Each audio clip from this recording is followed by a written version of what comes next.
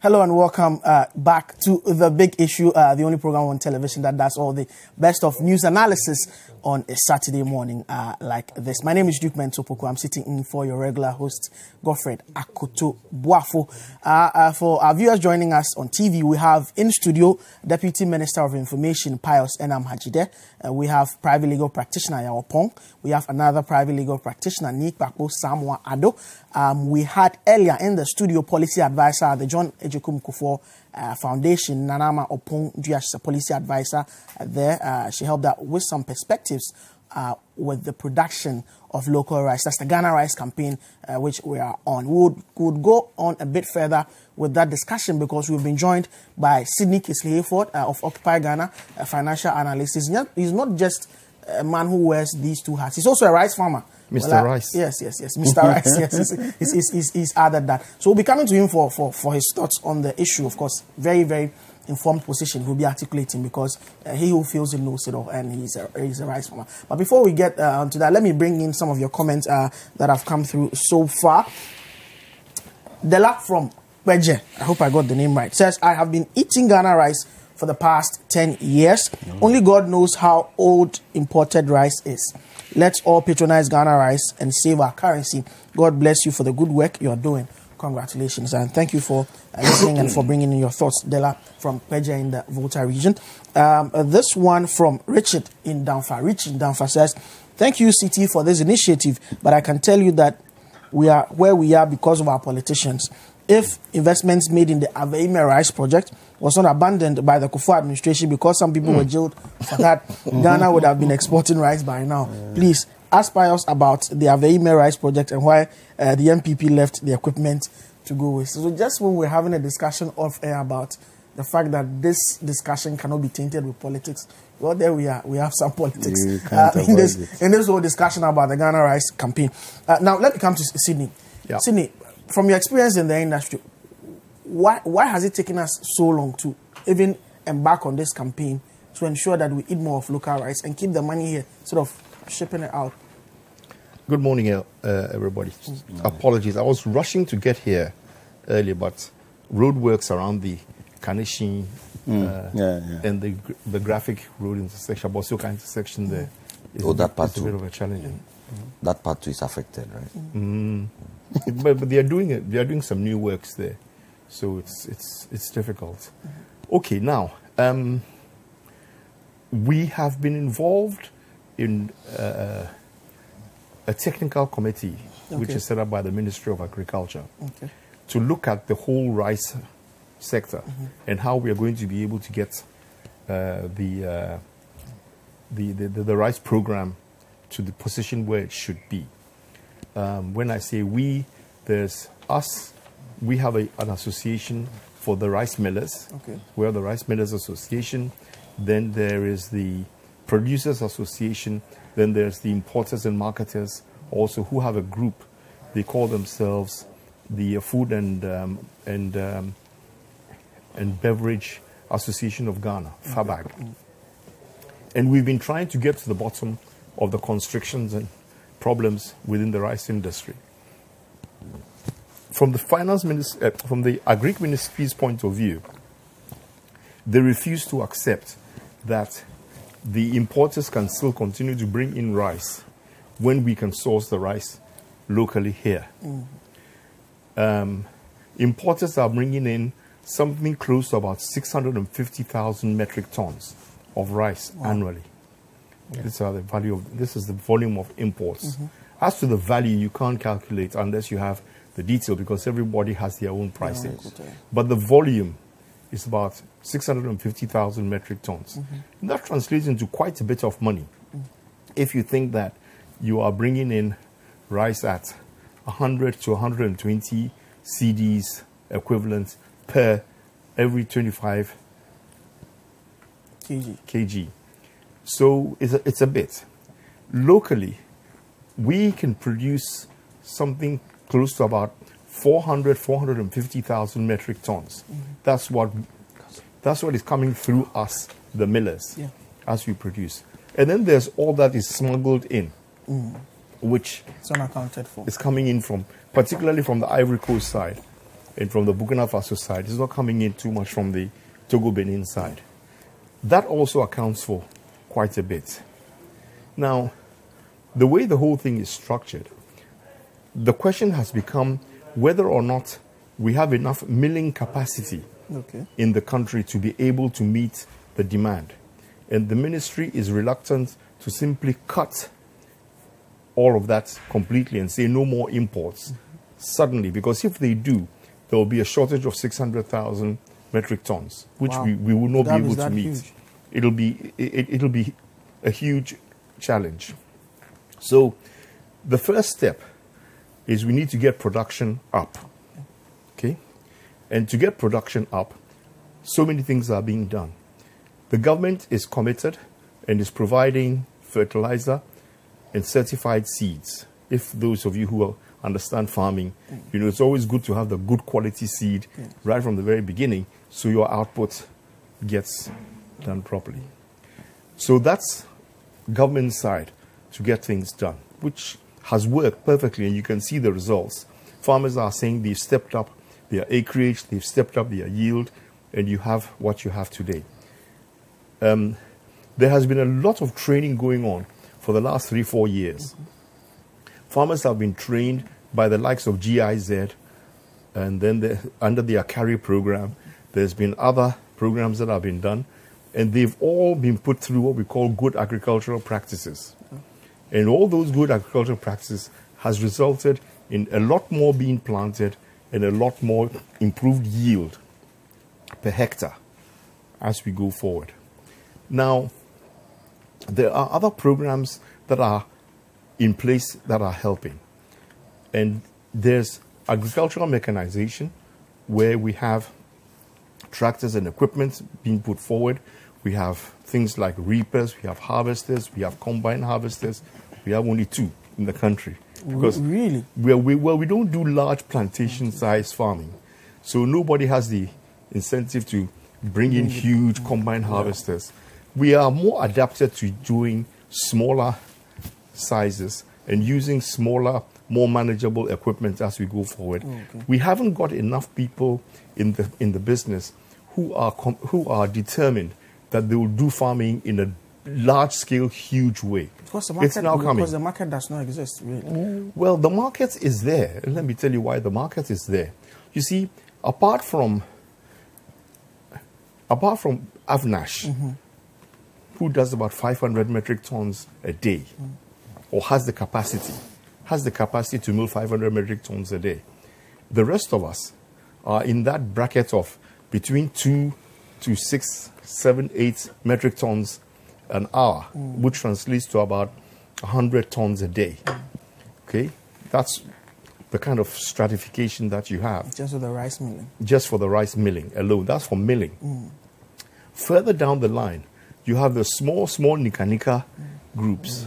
They do their 50 kilo, 100 kilo, and they are usually small machines that people have brought in themselves. And government's program also has brought in these small machines. Most of those are diesel-driven machines. And what they do is they provide for that market community. They are sited within the market community areas. And the women go and buy the paddy rice. Okay? If people are not aware of the terminology, when rice is grown and harvested, that rice is called paddy. It's paddy rice. It's still got its coating, its covering and everything on it. The husk, the bran, everything. And they then take that paddy rice, they take it to the Nika people, who then quickly, process it for them. They take their small little olonkas and their things, and they go straight to the market and they go and sell. That is a huge market. It takes care of at least 40 to 60% of the rice consumption in the country. Okay? Those of us remaining millers, if you take Avnash out, and Avnash is sited mainly in the north, and they do what we call parboiled rice, and they are pushing the parboiled rice as a more nutritious, better product than the white milled rice, which is prevalent. So if you take Avnash out of the equation, the rest of us, we account for very little, because the the capacity is constrained, not because we don't have the equipment or the machinery. It's constrained because the financing is not available. Farmers who grow in the northern regions, the Volta regions, down there in the eastern region corridor and stuff like that, we don't do so much rice on the western and the central region. But on that side, Aveyime, Sutrari, Akuse, Afefe, going up further north, and then Fumbisi and all those places, they grow a lot of rice. Plenty, in fact. And you need to be able to, you see, the challenges are myriad, because to get your rice from, say, if you want to buy paddy rice, and you buy your paddy from down south, where they grow the nicest quality rice, in the Volta region, the quality of the rice is the best. If you need to move it from there to, say, Avnash, all the way up north, in Navrugu, the road network and the transportation cost will kill you. Now, if you cite where my mill, for example, is sited in Kintampo North, near Bole. If you are to move your rice from the north, which I have to do, I move it from Savergu and from Navrongo and Kumbugu and all those places across. See, I'm going west. I'm going east to west to my mill. There is no road that is good enough for you to move your rice, the paddy rice, from one side to the other. So sometimes it can take me 3 days from when I buy paddy rice to when it arrives at my doorstep in Kintampo. I see. Okay? So if you think about the cost of actually getting that done, the transport itself, the fuel itself, affects the affects cost of the rice. The whole cost of the rice production. This is just one small Okay, challenge. So we'll be wrapping up for us so that we move to the next issue. The problems that we have are intertwined in many ways. We have 300 close enough registered millers. Okay? 300 close enough registered millers. Put Avnash in a different bracket. The rest of us, what we are struggling with, everybody seems to have this impression that millers should go and buy the rice at the farmer's gates, come and mill it, and then bring it up and then sell it to the market. Yes. I can't do that. That's a huge amount of cash that I need to be able to stock the rice. You're sitting down waiting for somebody to come and buy the rice. You don't do that. So you wait to get buyers. So, Citi, would you advocate a system like where we have a cocoa, where we have the cocoa buying agency? Do you advocate for government to go in big time, like as a long-term project, to equate or to go into I think that's what rice they want production to do with the like buffer stock we are campaign, doing with cocoa? Is it something that is feasible? I don't think like that. I'm a free market person. That's right. No state intervention. I'm a liberal person. I don't believe in having centralized control of things so like that. So you don't even support what the buffer stock company is doing now? Oh, that's government's program. Government's program is to stock up enough. Because of the finance. See, my worry is the financing, but the difficulty to raise. We should open up access to credit so that individuals can. There are funds available. There are grant project funds. There are several of them available where you can tap into. The unfortunate thing is, government places those funds with the banks. And then the banks take advantage and they still charge you the same amount of interest rates to do it. The problem we have is not a glut of produce, which is, as you can see the images, that there's produce sitting in a particular place. Avnash has its own different, program. And Avnash is not funded by anybody. They are funded externally. Yeah. So they are self-sufficient in many, many ways. For the rest of us, you cannot afford to go and lock up 3-4 million if you have it, all right, into rice and then leave it sitting down waiting for somebody to come and knock on your doorstep. But the problem is a financing one. Okay? It's a financing one.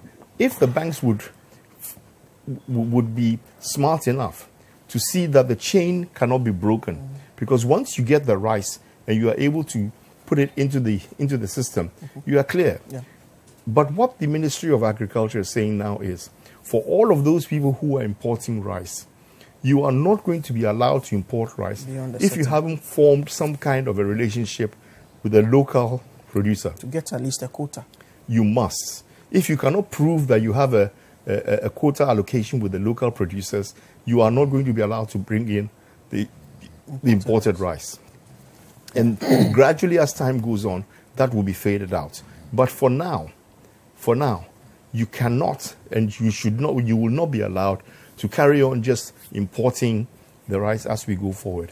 So there's pressure now on the importers to be able to at least get into the local market and buy local rice and pass it through their distribution channels in order to be able to get it to the marketplace. But end of the day, it is us. It is us, those of us involved in the rice market, to be able to compete with the imported rice that is coming in. We need to import on the quality, compete on the quality, and we need to compete on the price. If we can't do that, and we think we're going to get support from government every year after year after year, today the MPP government might decide and agree that they will support it. Next week, NDC will come in and they will say, Then PPP will come in and say, Mema 100% support.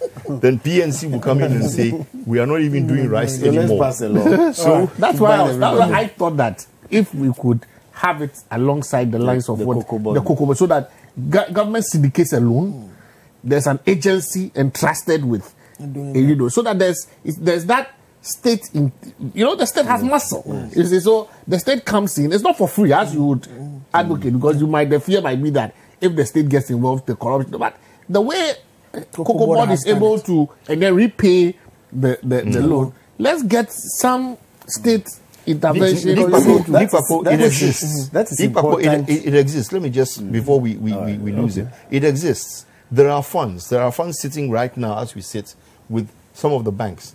Really? But we don't have a central state with ADB, Bank of Ghana.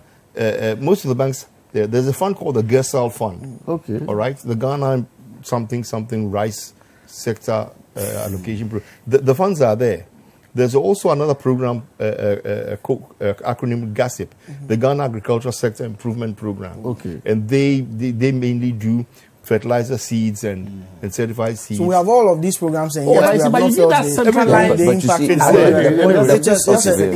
exists. If you are not careful, there will be a vicious cycle. We are preventing importation so that we don't rather put monies in the pockets of those foreigners. If you don't take care, these same foreign companies will now come and set up the processing companies here for the local rice. And at the end of the day, they will still repatriate the funds. So it's important that the locals are encouraged and have the facilities, the whole value chain.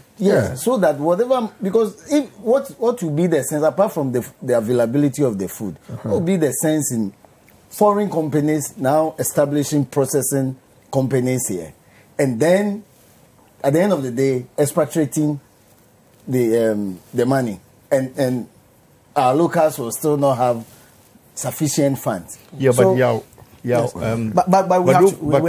to wrap up. Be careful. Let us not taint foreigners. No, that is not what I'm saying. But there are Ghanaians also involved in the The intent is to, as much as possible, keep the money. The reason why we are preventing importation is that we shouldn't give opportunity for people to now get these money and have cash to it. So I'm not. I think the awareness. I'm not going to say that. I think the awareness is coming. Any foreigner. No, I agree. I think that the sense I get is that what is sustainable is a market-oriented, demand-driven system. Absolutely. Rather than that will transcend any political regime. Absolutely. So that's the sense, and that's what we should work with, and that is why the ordinary persons, those of us who have the taste, who are doing the buying and the eating of the rice, we have a critical role to play in all of this. Yeah.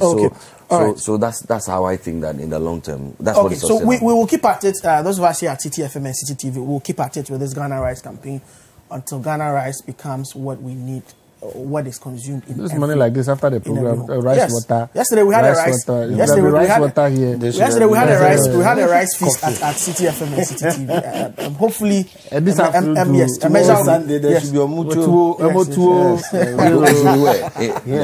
Let's make a roster. Let's start from Nee's house tomorrow. We'll visit you. For the Ghana Rice feast. No problem at all. So from the food and agriculture, from promoting local rice, we're moving to governance, legal matters, issues which have got to do with some friction between the Auditor General and the Economic and Organized Crime Office, EOCO, over the past few days. So the Auditor General, Daniel Domlevo, has asked the Economic and Organized Crime Office, EOCO, to stop exceeding its jurisdiction by investigating alleged procurement breaches in the Ghana Audit Service. In a letter, Mr. Domlevo noted that EOCO no longer had jurisdiction to investigate corruption-related offences. Mr. Domlevo was first invited by EOCO on November 7, 2019, and honored the invitation 7 days later, where he provided a caution statement and was granted bail. But now, referencing the EOCO Act 2010 Act 804, as amended by the Office of the Special Prosecutor 2017 Act 959, Mr. Domlevo said he was of the firm belief that EOCO does not have the mandate to investigate any breaches under the Public Procurement Act. Mr. Domlevo further said he found the investigation quite bizarre and unfathomable. He also questioned if there was any hidden or ill motives behind the investigation, which he has described as illegal.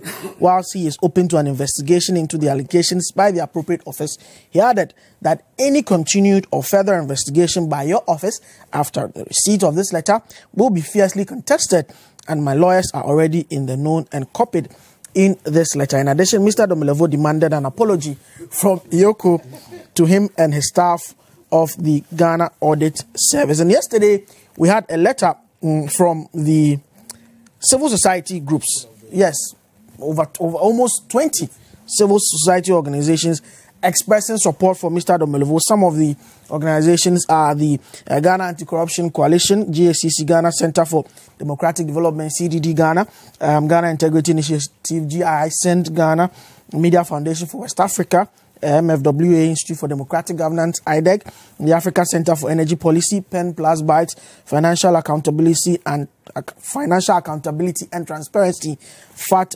Accra, Imani Ghana, West Africa Civil Society, and all of a host of other groups. I'll start from you.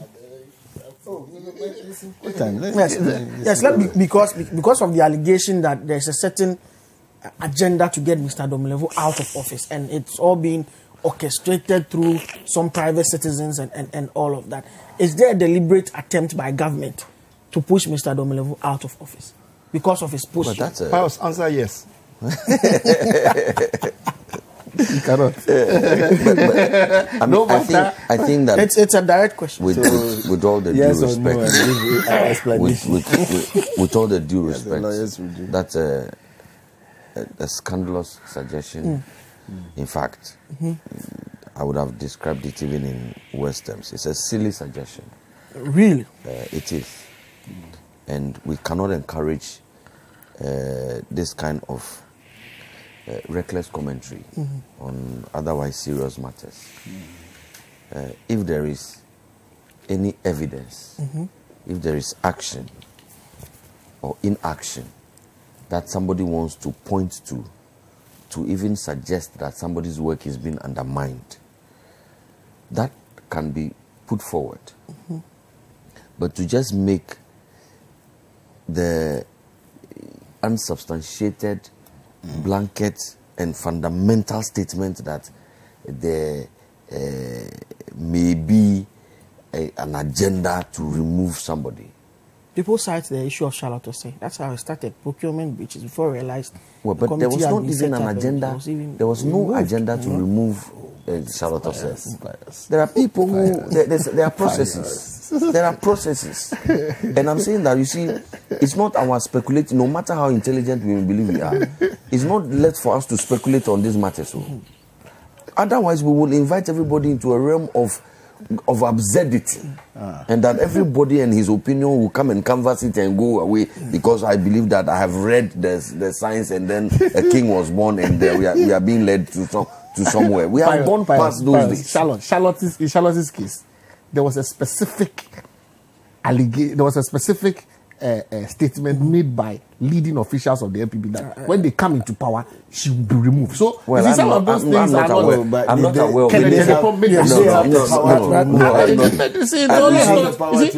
Sometimes when they say that government disassociates itself from that statement, fine. But don't say that it is mere speculation. So what is that from some MB a bit more that what is government's interest in this? So that's what, and again, I'm not, people create their own distortions and dwell on them.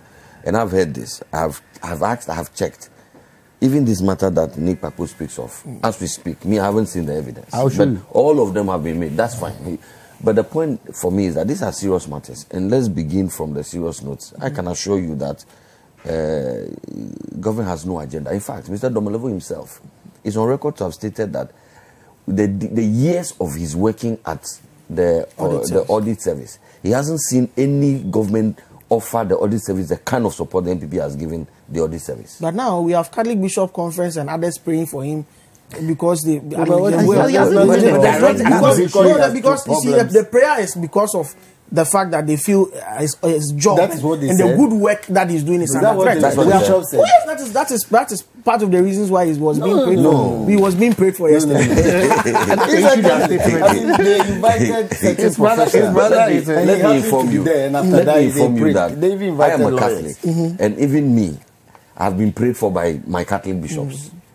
It is something by the conference. But I'm saying that it is something that the Catholics do regularly and normally. If they believe that a Catholic deserves spiritual support and they want to encourage, they do that. I'll try and pull up the exact words but you see, this is the thing about being petty and reading meanings and inviting people into the realm of absurdity and people constructing and seeing ghosts in their heads. Okay, this is the statement of these people. The 20 people. Just let me just give. They say that it is our these are the 20 CES. Well, I'm going to come to that. I'm going to come to the paragraph. I'm going to come to that. It is our considered view that at every turn of the matter, the purported procurement procedural challenge could have been cured, but various state agencies decided to teach the Auditor General a lesson. Well, I'm saying that again, it is listen, I'm going to come to that. Yes. I'm going to come to that. And let's make serious progress so that I don't get derailed and I do not make my point. First of all, may I just ask a question perhaps before you continue in your new thread? If we are to eat Ghana and use Ghana and support Ghana, why are we still supporting these religious institutions when we have our own traditional system? Well, maybe that's why some organizations have petitioned. Have petitioned government to put. There's a national shrine. Yeah, one is in Kumasi, one is in. It's not that there are plans. One is in constituency. The Minister for Chief Territorial Affairs said they've received petitions. Yes. Maybe it's a good opportunity for us to stop practicing. Gentlemen, we are digressing. I think we should go back and push the Ghana religion. You know, made in Ghana. I'll go back to the thing and deal with more serious issues. Yes. As for people seeing ghosts in their heads and believing their own distortions and getting into mature child gossip, those ones I won't get into them. Okay. Which one is that? You deal with the schizophrenia. Yes. Look, we have to build strong institutions, and strong institutions means or involves EOCO, involves the audit service, and so on and so forth. We have to build all of them. Strong men. I think that it is clearly a question of understanding and interpretation of the law. Okay. Yeah. So, Mr. Domelovo or the AG's department, if I say AG, the audit service, the audit service, they are not the ones who interpret the law. The EOCO, they also do not interpret the law. Okay? So, if there is a question of interpretation of the law, I think that the proper place, and they know, the two agencies know, the proper place to interpret those laws are the courts, and the courts must make pronouncements on this matter. He's gone to court, hasn't he? Yes. So that is exactly what my problem is. In the first place, Mr. Domelovo was a willing participant in the process. Yes. Yeah. He was invited by the EOCO. He went there and participated. He says in his letter that after the time it was not proper. He was not even aware that they didn't have the I'm saying after that his lawyers advised him that even that mandate has been taken away from him. I don't want to get into all those matters. Issues. Okay. But I don't think that is a serious comment to make. Yeah, fair enough. I don't think so. I don't think that the Auditor General of our country does things without properly thinking through them. I don't want to believe that. I cannot. I think it would be unfair to suggest that on Mr. Domelovo, knowing whom he is. But he said out of respect. He was a willing participant in the process. He said out of respect for the. I'm saying that he was a willing participant. No, wait. How can you, out of respect, engage in an illegality? No, wait. How can you do that? No, I'm coming. You make the matter even worse by your comment. You are seeking to suggest that. Let me finish. You are seeking to suggest that he knew that the thing was wrong, but out of respect. How can you, out of respect, engage in an illegality? Not knowing that you are seeking to interrogate me on this particular issue. You arrest me and then give me bail. But you are aware that already someone has petitioned that organization in respect of your conduct. So why else would they invite you? The petition asks for an investigation. You call my attention for further information. Well, that's normally what EOCO will do. They will invite you to take your opinion. Not statement. They don't even tell you sometimes they are taking your statement. They'll tell you that we are inviting you to come and give some further information or to come and clarify something. Making those general comments. No, I'm coming. Are you saying that this was what specifically happened with Mr. Domelovo? Is that what you're saying? Look at his statement. So, but your contention is that now we should allow the issues at the court to play out. And you see, that's why I get confused. What are we suggesting? Before the courts make a pronouncement, believing something to be true, does that make you insist that, well, even before the courts proclaim, because I believe same to be true, I will not do something, even though, for instance, the audit service or the Auditor General invites me, and my view is that no, he cannot invite me. He invites me, I go to court. Even before the court proclaims on the matter, I refuse to assist him in his work and participate in the process. Is that how? Is that you what can we go should for do? an injunction? But I'm not talking about an injunction. Before that is made. Is there an injunction? Oh no, before, is there an injunction? Okay. No, before. Okay, no, listen. So let's build strong institutions. And let's do that through the proper ways. I'm saying that if there has to be an injunction, let's get an injunction.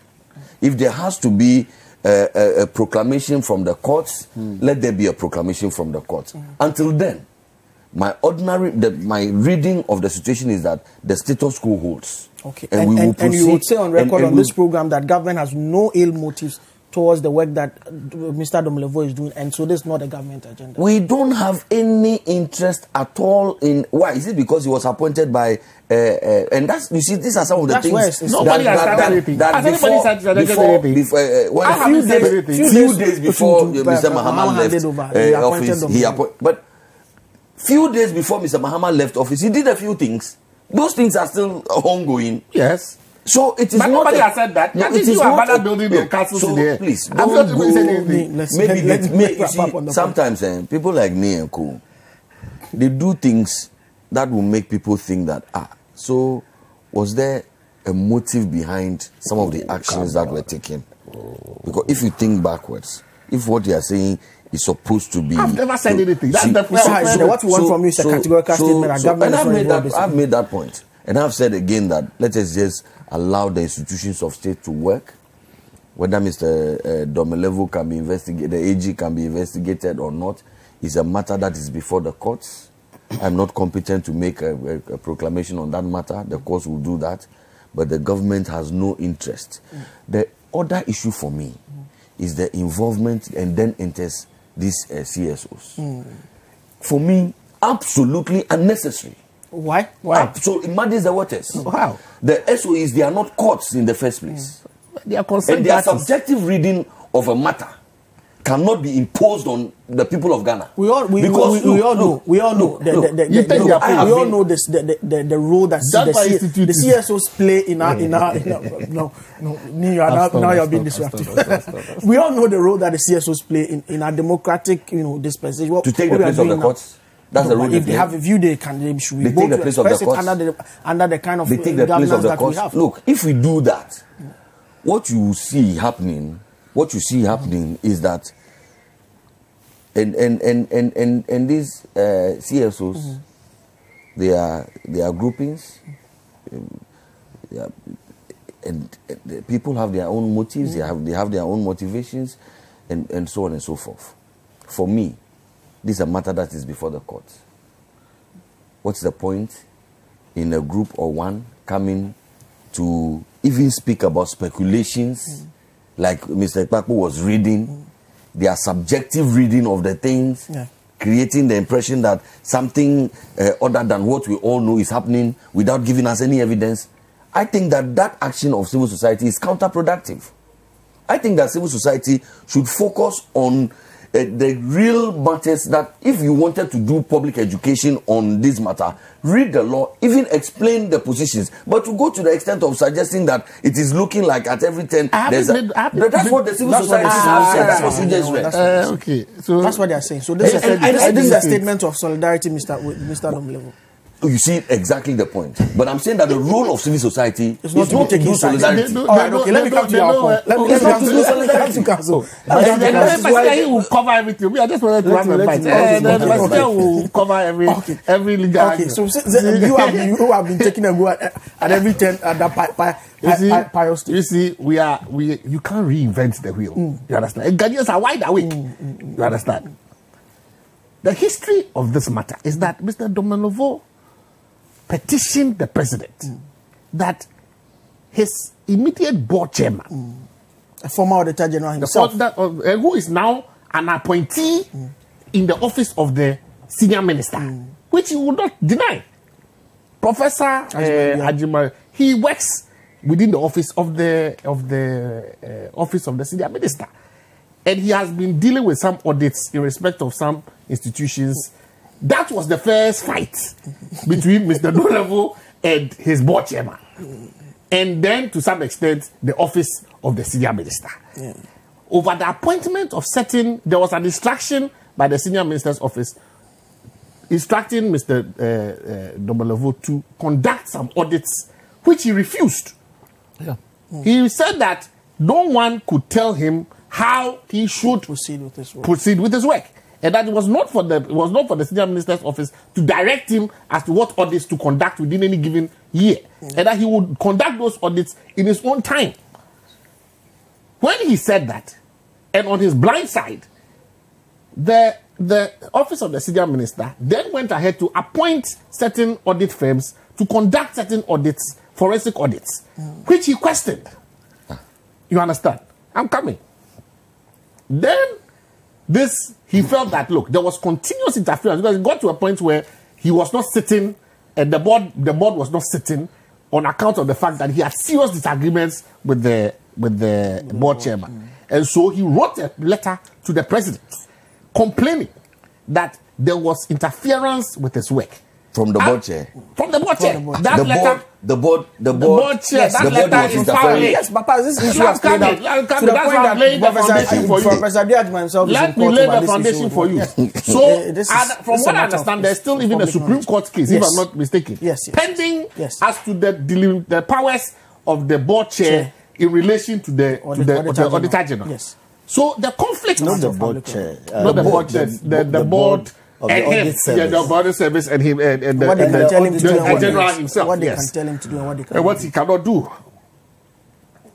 Then we had this surcharge by the Auditor General in respect of the senior minister, where he then charges the senior minister for certain procurement breaches, and he's demanding that he should pay for certain breaches of procurement. Now, all of a sudden, there's a petition by a group which is deemed to be affiliated with the MPP for his removal. Then we have this removal. Yes, for his removal from office for the breach of to who? I believe who was to the president? Yes, it was to the president. It was to the president. Afaga's petition. Yes, yes, Afaga's petition the president. Yes. Alongside the apart from the private citizen, I'm giving you the petitioning EOCO. Yes, Afaga's petition the president for his removal. I'm not aware of that. You see, so there's enough background, and based upon what happened to Charlotte Osei, for persons who comment and for concerned civil society organizations and other agents to say that, look, there seems to be some, and you know, the temperature of this thing started rising. Immediately the surcharge was issued. Okay. This whole EOCO invitation and everything came in when the surcharge was issued. Nothing happens out of nothing. We are all in this country. Let's not pretend that we are in mass. You understand? When Charlotte Osei was to be removed, prior to the election, she was told in plain language by leading members of them that when they come, one of the first things they would do is to remove her. And when they came, one of the things they did was to put up this petition, put her before them, and then they removed her. Please let me finish. You may disagree. No, but you're making you're making. Let the general public evaluate my argument. You are the one evaluating my argument. I'm not taking the argument for you. Just as I did for you. You had your say. It's as though you didn't come in when I was talking. Come in. No problem. Oh, as for that one, you can ask me a question. I normally was asking you a question. You can ask me a question. It won't derail my thoughts. Don't worry. Now, my point is this. But I'm saying that you're making factually incorrect statements. Oh, come on, which one? For instance, you just said that, and they got some people to petition. Who got who to petition? Oh, we had a petition. But you said, and they got. In in reference to the MPP. No, that's what you said in Charlotte Osei's case. So who got who to petition? So when Charlotte Osei's petition went, and then the presidency said, look, there were no signatures. There were not, some of the things were not signed. So come back and come and sign. And make sure that there is went beyond that. And then she went through process. That one, whatever she went through process. My point is, something must trigger the process. Look, we are in this country where there was a petition for the removal, the gun, whatever, caucus have been writing since that they have sent a petition to the presidency for the removal of the Chief Justice. Up until today, that petition has not been touched. The petition was delivered. It was not as if the petition was not delivered. It was delivered to the presidency. They received the fact that it was delivered does not mean it landed on the presidency. You said there is also one against the Auditor General. The president has not yet acted on it. So let's concentrate on the my point is this. The thing is, if the state institutions, if the executive wants to move, and they want to move, they move. The point is this. Nothing happens out of nothing. Therefore, if the executive wants you to be removed, and that's what the CSO was saying, that when the state agencies want to teach you a lesson, they will teach you a lesson. Clearly, the Auditor General is being reminded that if he continues in a particular direction, he will be met with the full state power that exists. And unfortunately, people have realized the fact, the CSOs have realized the fact that if they don't speak, you understand, there's the account proverb that if you sit down and you are taking a haircut and you are looking at your hair being and you don't say anything, before you realize, they'll give you a style that you may not like. Exactly, Exactly, that is the problem. If if we don't speak out now in support of, and really, frankly, but why are you in support of two people are in court over a matter? Out there now. Two people are in court over a matter. The office you think of it is the responsible for you to support I've one? not said that. I've not supported anyone. I'm saying that out there. I think it's alluding to the CSO. Two people are in court over a matter. The CSO say that, look, out there now, there are only two people left standing when it comes to the fight against corruption. Seriously. It's the Office of the Special Prosecutor and the Auditor General. He has gained the confidence of Ghanaians. He has established himself as one who fears no one. If he can, and we have had few occasions. But he himself is being investigated for procurement breaches. Oh, whatever. So look, and you'll get to that. I'll just wrap up very soon.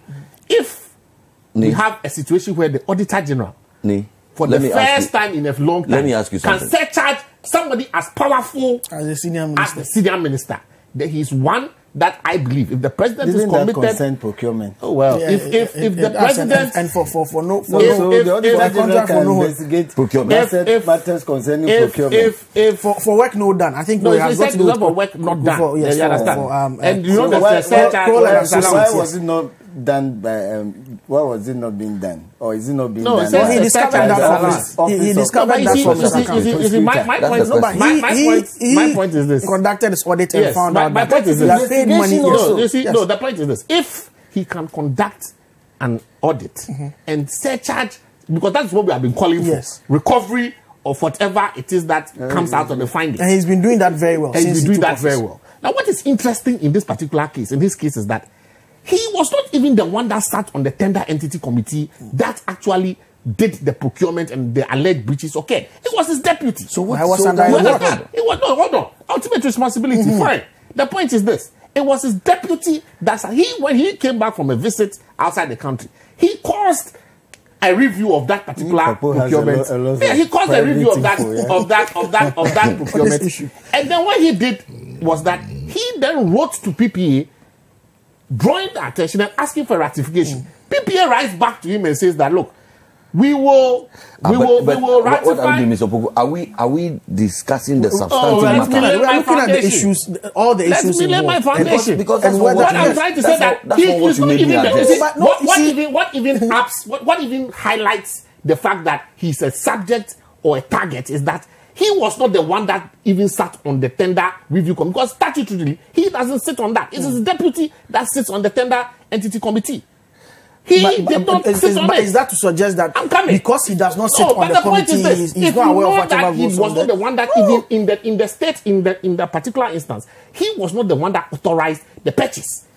There's this background. How do we resolve it? Yes, okay. That's the question. Of course. I mean, the Auditor General. The Auditor General is not happy about. Obviously, not happy about. We are imputing things that don't worry. From what he has written, from his letter to court, which is even online. Yeah, he is not talking about these matters. No, but this is emerging after the case. This is emerging after the court. The man is not worried about whether or not he should be investigated. No, from what he has written, he's saying EOCO does not have the mandate to investigate him. So we are talking about. So it's the same issue we are talking about. It's the same issue we are talking about. Himself to any other lawfully authorized investigation. But then EOCO is also insisting that they have the mandate. So that's the blood I'm talking about. Doesn't come in.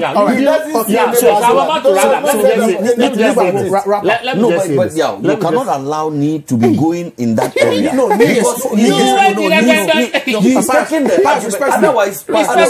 Otherwise we'll be talking about something that doesn't exist. Respectfully, all the issues that Nee has alluded to. They concern this matter that we are talking about. What matter? Yes. The man is even saying that Domilevo doesn't need to be investigated. That's what I have not heard him say that. But that's what he said. I have not heard him say right now that I have not heard him say that. I think. Yes, and he'll be wrapping up. He will deal with it. So another serious matter. He says that, I think you should wrap up. Nico says that Yao will deal with the legal matters. So what is he doing? What is he doing with that? So he said that. He says that he will deal with the legal matters. So what matters is he dealing with? The propaganda matters. At least he has chronicled for us the background and the history to this. We all have limited time, so I can only deal with some parts, and he will definitely complain. All I'm just saying is bottom line is this. Mr. Domelevo has gone to court.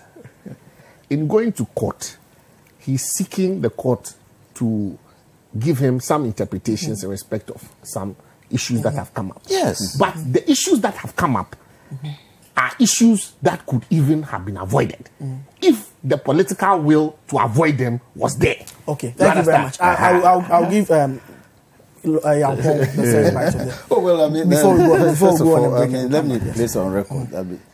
Mr. Domelevo is someone I really respect a lot. And I've always been on the view that, and I think Honorable alluded to it, that where there is a disagreement about the understanding or construction to be placed on the law, and we cannot resolve it within ourselves amicably, the best place to go to is the court. So for me, I was very happy to hear that Mr. Domelevo has gone to court. I just saw extracts of the application they placed before the Human Rights Court, and that's very important. He, reading it, I mean a cursory reading, did not inform me that he was complaining about whether or not he should even be the subject of an investigation. He's only saying that EOCO lacks the legal authority to investigate him and the members of the audit service. Which he found out, by the way, after responding to the invitation. Oh, well, I mean, no, he said that, yes, his lawyers, based on his lawyer's advice, and I know the lawyer who has filed it. If he was the one that advised him, then, I mean, he has some good legal team and so on. So he's gone to court for a declaration to that effect, and also a declaration that what EOCO commenced and were in the process of doing amounted to a violation of his human rights. And this is what is before the court. Because in the letter, or other materials that we are told emanated from him, he is not complaining about whether or not he should be investigated. In fact, he says that the matters that contained or were contained in the petition are matters that are properly investigated by the office of the office of the special prosecutor. So my point is that if that is the matter, then either the petitioners, EOCO, or the SP, the office of special, I don't want to just refer to the occupant, but the office of the special prosecutor can take the matter up, consider whether it's a matter that should be investigated. After all, that is what happened in the BCU case. Yes. After the police had investigated and cleared him, the office of the special prosecutor said, no, we still have matters that relate to corruption of public officers in particular are rather to be investigated by the OSP. And they continue. As I speak to you, I don't know the latest, but I have not heard that they have ceased investigation. So this matter can easily be resolved, even while this is pending in court, because what is pending in court has nothing to do with the substance. What is pending in court is whether or not EOCO, after the enactment of the OSP Act, still has authority to investigate matters that relate to corruption that also concern procurement. That is all.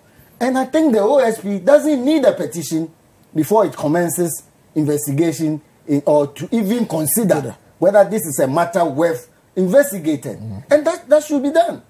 Also, so, because the Auditor General institution is a very important one indeed.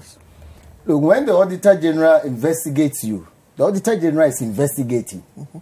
If that is right to say that auditing may also involve investigation. It does. All right. So the Auditor General investigates some personalities concerning procurement and asks them to be surcharged.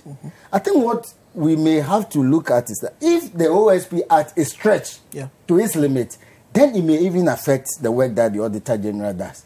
If, for example, it concerns procurement or other corruption-related matters. And that is why we need to look at the OSP Act. The OSP Act did not also take away the Attorney General's general powers vested in the Attorney General by the Constitution to investigate all crimes. It doesn't take it away. And the Attorney General can instruct any statutory body that has the capacity by law to conduct investigations. So that be what could that be what is going on with the No, I don't want to speculate. I don't want to speculate. But I'm saying that we need to look at the OSP Act for, especially looking at the Hansard and the discussions that went into it. Otherwise, it will affect almost every state institution, because the moment you start investigating, they say this relates to corruption. So unless OSP, even the powers of the CID, the powers of the Attorney General, EOCO, may all be affected. I have seen the amendment in the OSP Act that specifically affects procurement issues. It is still subject to a number of interpretations, and I'll leave that to the courts, if that is one of the things that are before the court. We will leave that. But let us put on record that Mr. Demlevo has never said anywhere that he doesn't want to be investigated. His worry is that there is a possibility of an institution who does not have capacity in law to investigate him and some members of the audit service doing so, and that will amount to a violation of his right. So let's put that aside.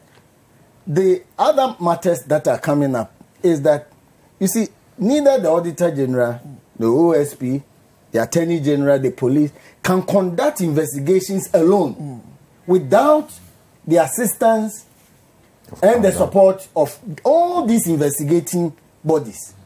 So the moment we start hearing matters, I would have wished that this matter could have even been brought to the attention of the Attorney General. Because even these charges, if it becomes a legal matter, it is the Attorney General's lawyers that will go to court. And I have seen a number of them come up. And it has got to be the state attorneys that bring up these matters in court on behalf of the Attorney General. Auditor General. The Auditor General. So the Attorney General is at the pivot of all this.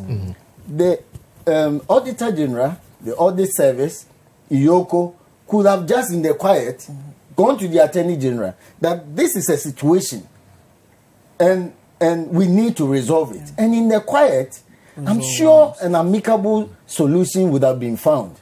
That, well, if we agree that it is the OSP that can investigate this matter, in the quiet, if it is worth considering, because the OSP too is an independent body, refer the matter to the OSP to consider it. If it's not worth it, they can even agree. Because the moment you create the impression, as this one appears to be, in the minds of the public, that these institutions don't really agree on matters like this, they'll be banging their heads and people will get away with all this. And the fundamental purpose for the establishment of the OSP in particular will be lost. So the moment these things start coming, and it's not too late, it can even be taken up by the presidency, because I know that, or we all know that Mr. Domlevo at least writes to the Chief of Staff on certain matters. Pending the resolution of whether or not he is under the audit service or he takes instruction from the audit service, there's still a head that all of them report to. I think the presidency can take this matter up. People should cease fire whilst the court go on to determine this important matter. And I would have wished that even the matter is withdrawn. Yes. All right? For amicable solutions. It affects national security. Because these crimes are very serious. Will the judgment of the court not bring clarity it's not to all of everything, these it's issues? Not everything that you see, these are for us to these withdraw, are for you clear to be calling for adversarial matters. It will turn out to be adversarial. And if you win, you are happy. You'll be, hey, I've won, no, and then you need the cooperation. All right, so we will take a break here. When I come back, Lawyer Opoku would wrap up, and we'll get Sydney's views, and then we'll finish with the other matters that are up on the table for discussion. This is the big issue. We'll be back after this break. Stay with us. You're welcome back. This is a big issue right here on Citi TV. We're doing justice to the matters. Of course, the major stories making headlines in the course of the week. I have with me here Deputy Minister for Information, Pius Enamhajide. Yaopon is a private legal practitioner. Nick Baku Samuado is also a private legal practitioner. He did injustice to the matter, and, not justice. He did injustice to the matter. Lawyer did justice to the matter. Nick Baku injustice. He's a financial analyst, also a member of Occupy Ghana. We're still discussing the matter of the Auditor General and the sort of fracas between himself and the Economic and Organized Crime Office, EOCO, this week. He telling them that they do not have the mandate to investigate his alleged issues of procurement breaches when the PPA has actually also investigated that matter and all of that.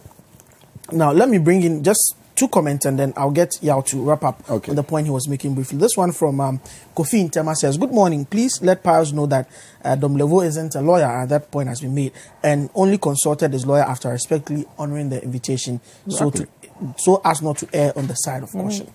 Now, this one from Positive Change, Madina says, Madina Zongo Junction, government in power for 3 years and still complaining about past government incompetence.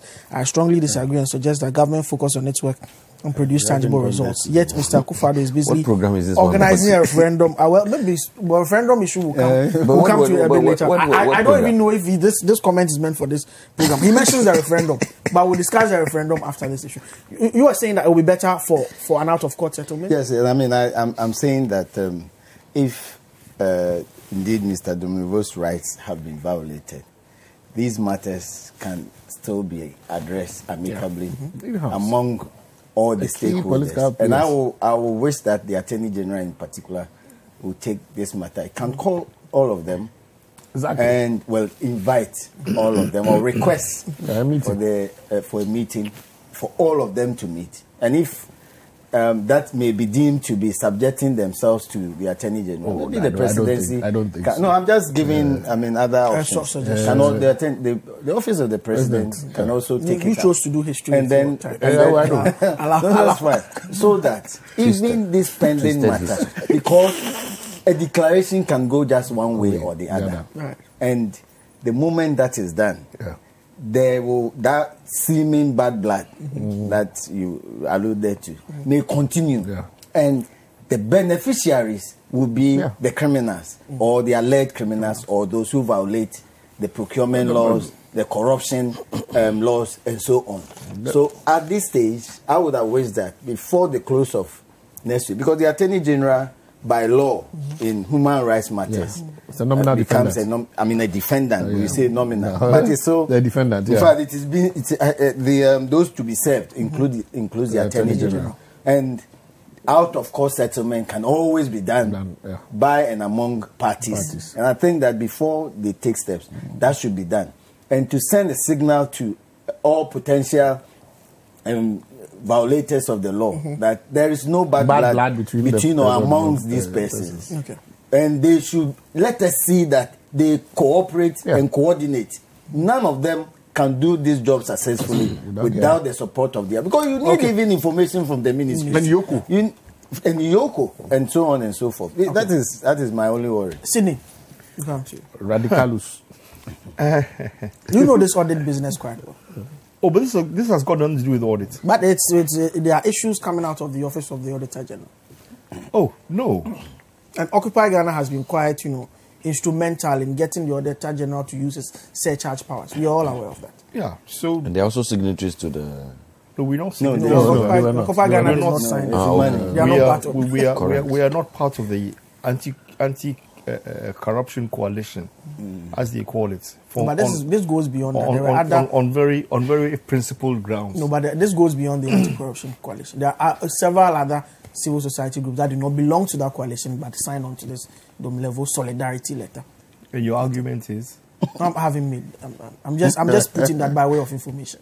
We choose not to be part of these large groups because if the objective is not focused, all you're going to get is a lot of dissenting arguments between the units, and at the end of the day, you can't even issue a statement that everybody supports. It's just chaotic at the end of the day. So everybody, you do your own thing, and you push your agenda because they all have their mandates according to their constitutional setup.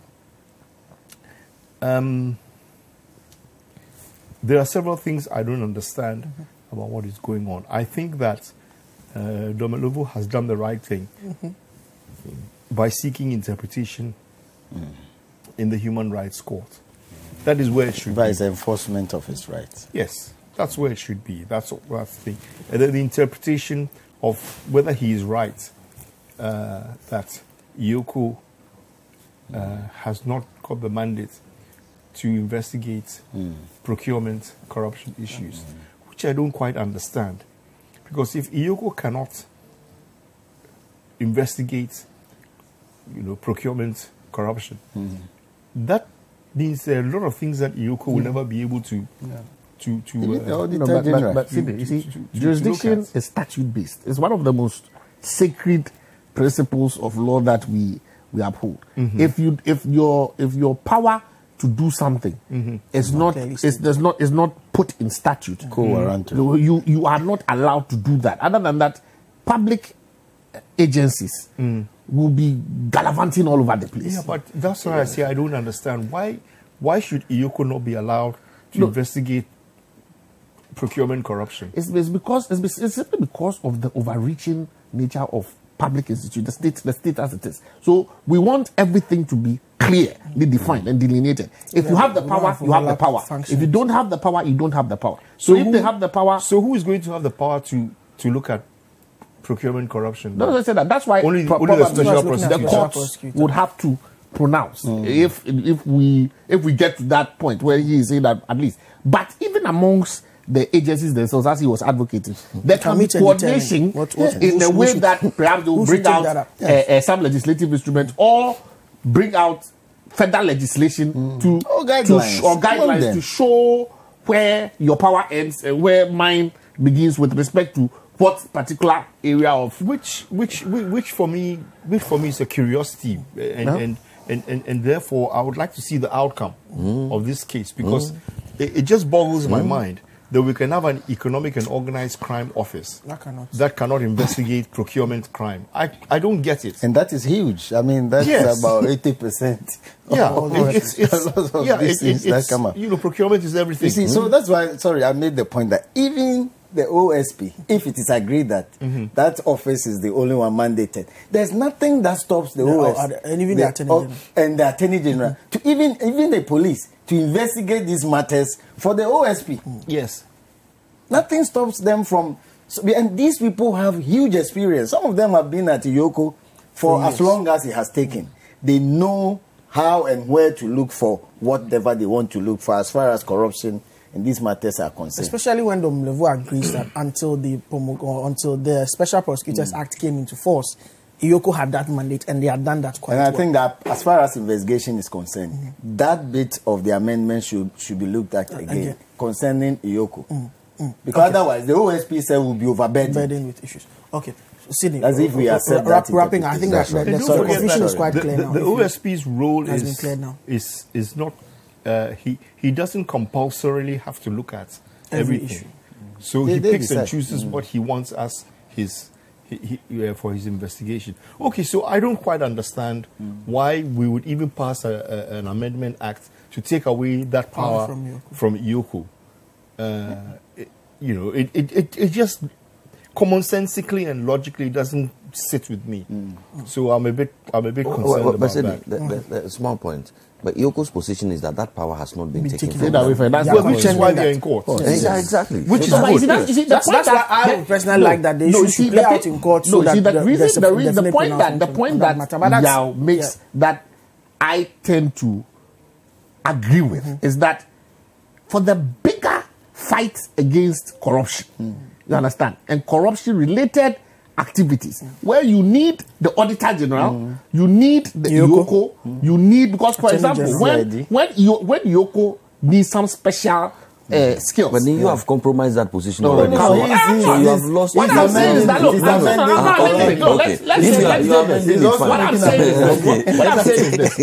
you must, let me be very fair. The government must demonstrate a willingness to give confidence to the Auditor General. He must feel it's not about it's not a perception. And not EOCO. No, I'm coming. And not special prosecutor. It's not about just and a not perception. police. It's not just a perception. It's about the man himself feeling that he has the full backing of the state. Including has the the executive backing of the constitution. He has the law. You see, the point is this. The point all right. I'm making is this. If all these agencies together are supposed to work to fight corruption, and you allow them to start fighting amongst themselves, who allows them? That is where they are now. If somebody allows them. No, but I'm not saying you. You see that? No, you are appropriating. Let's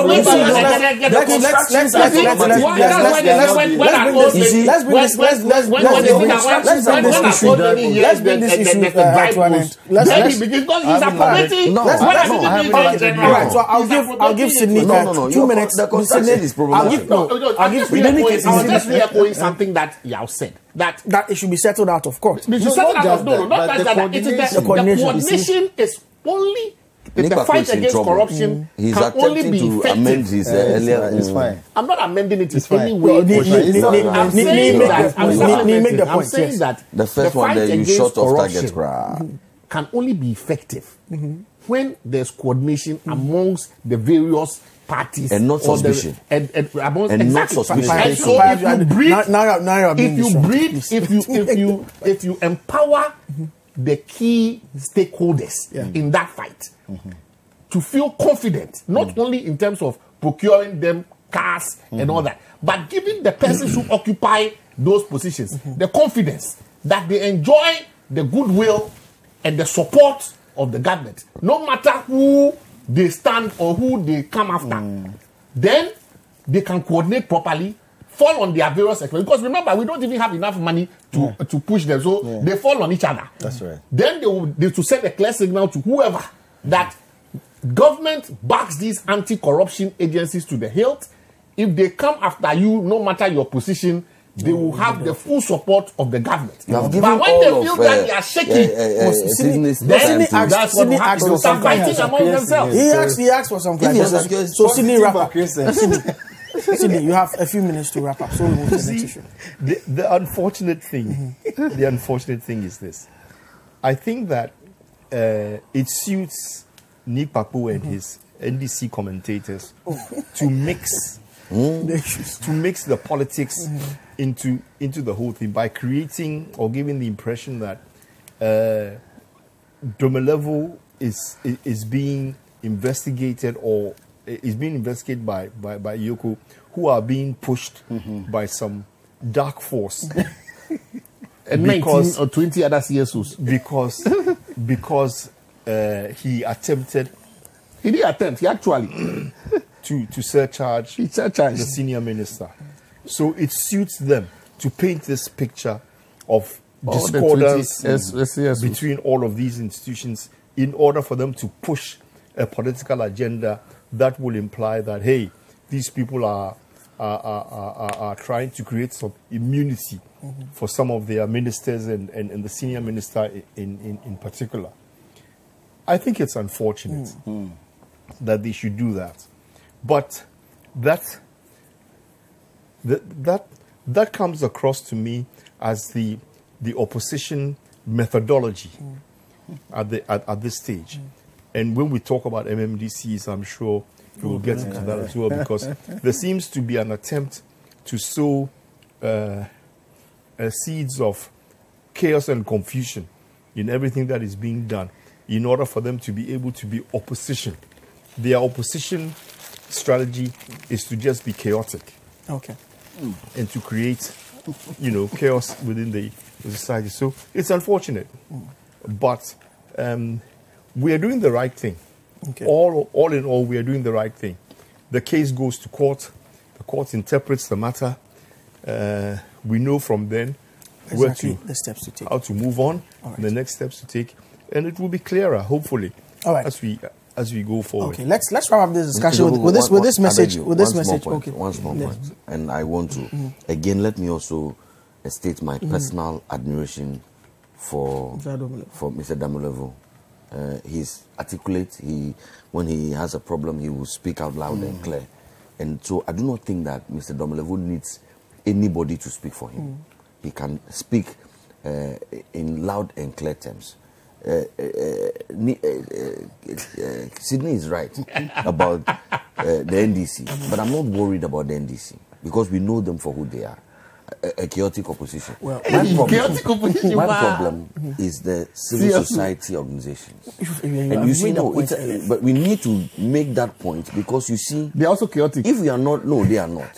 And I hope that they don't follow after the steps of of the NDC. They can feel strongly about the history and have suspicions and so on and so forth. Okay. But in the light of what the bigger picture should be, I think that it is wrong strategy for the CSOs to come out in the manner that they have come out with. Okay. What it does. What exactly were they? I haven't read this statement. Sorry. What exactly? The first is what he read. Yeah. Please, if you may. We don't have the time. We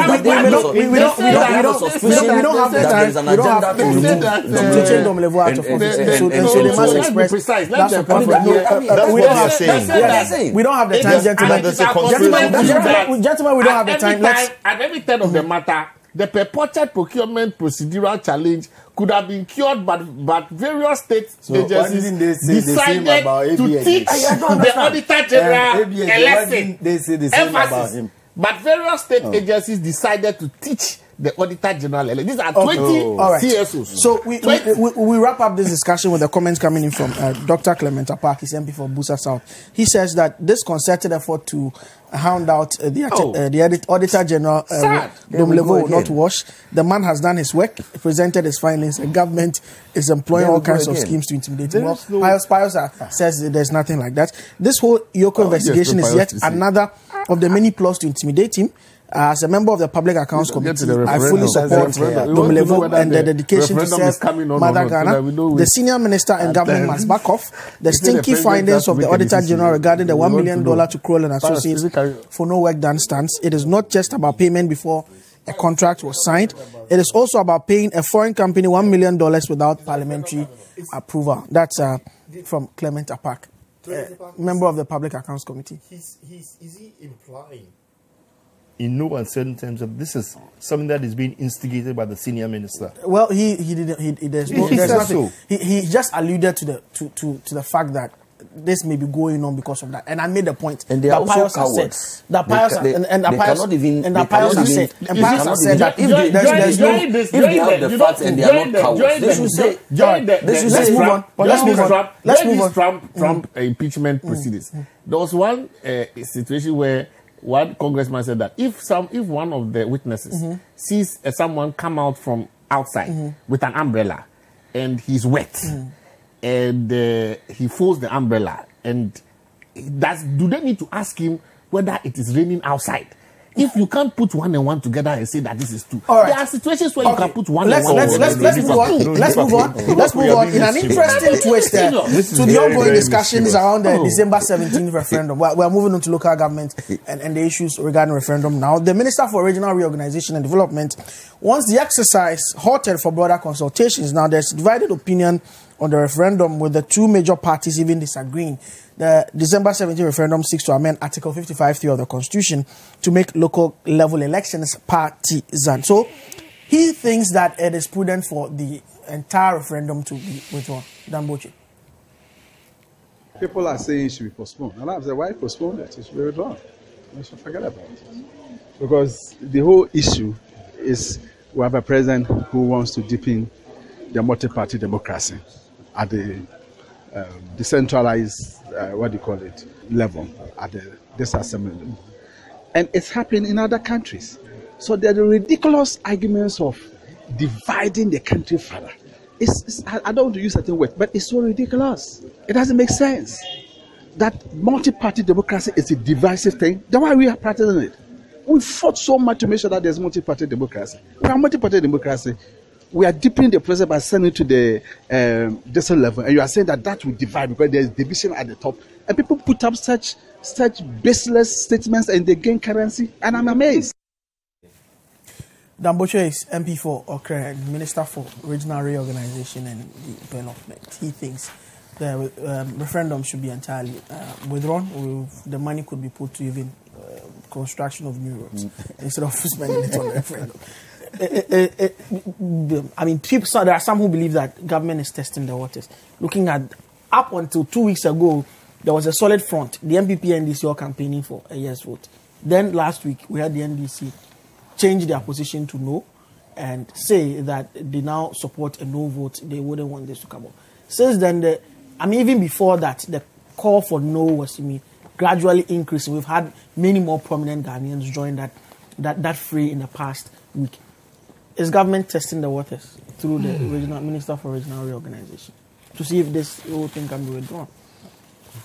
No, I'm not aware of any such plan to test the waters.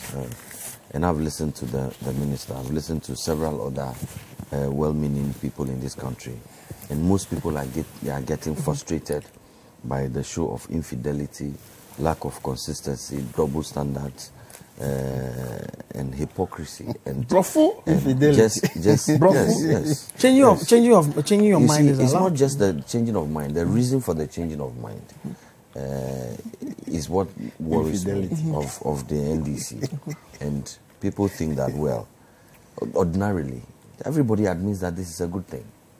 I mean, we have a president that has the powers. The elective principle is a good thing, not the parties action. That's the subject of the vision. Exactly. It begins to bang the words around. In any case, the NDC is not committed to the elective principle. Not the. Yeah, of course, the universal suffrage of free choice. The NDC, the last time I check their manifesto, you check the position of the white paper. They stated that during the debate in Parliament and then even at the official press conference. I'm saying that the white paper on the commission of the review, the NDC has always prescribed a way out of shortlisting and Ghanaian people who vote. Remember the words you used for us. You said we're inconsistent, unfaithful, infidels. So I'm saying it can get frustrating. The position that government has is that a referendum has been programmed. We are proceeding.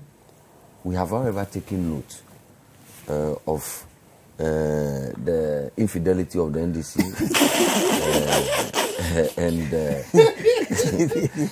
and what that has cost. I must also say that yesterday at a public lecture at the UPSA, the Asantehene also mentioned that there's a need for broader consultations. That is, you see, this is a stubborn-eared government. Stubborn-eared. I'll give you your.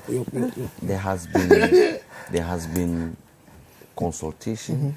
The NDC, both in Parliament and outside of Parliament, including the flag bearer of the NDC, has been consulted. The president had a meeting with he said this but I am saying to you, choose to believe Asedun Ketia. No, I'm just putting that point across. I'm saying to you also that they have been consulted. You know, for instance, that the president had occasion to meet former presidents and discuss this idea with them. That was a closed-door meeting. We don't know what transpired. I'm telling you he what wasn't transpired. There. He wasn't sitting in that meeting. You think that they sat there and looked in the faces of each other and left? Were you in the meeting? I'm saying to you, you this were is what the meeting. But I'm saying that this is a negative list of information. I see the case that Mr. Mahama is saying that this was not information. But are you saying you are not being briefed? Why you think we all come here? We are not briefed. So is it the position that Mr. Mahama is saying that this matter was discussed? As far as we know, Mr. Mahama supports the position of the NDC. He supports the position. So you talking about consultation. We don't know if he articulated those same views in that meeting, because that meeting was not public. I'm saying that a consultation doesn't necessarily mean that when I say to you, you must accept. Fair enough. Let's so I'm saying to you that there have been consultations. It doesn't mean that people will not dissent, but to say that there was no consultation, I'm trying to give you evidence that there has been consultation, even at the highest level.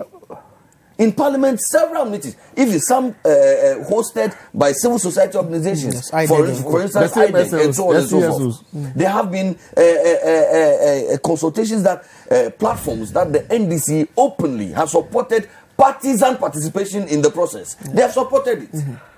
And they say now they changed their mind. They have changed their mind. They haven't told us the reason why they have changed. They say because after consultations, they come to realize that is the that is the position of the true Ghanaian. They don't want MPP communal labor, NDC communal labor. What is that? The polarization. What does that mean? Communal labor. You see that. What does that mean?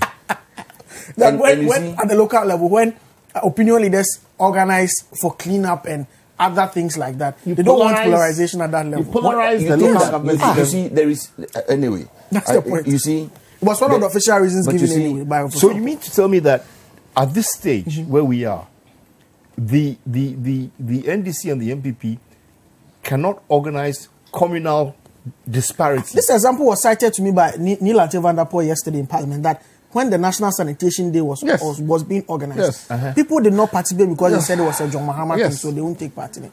And they don't want that replicated at the local government level. How many people did he talk to? He was deputy local government minister. And he spoke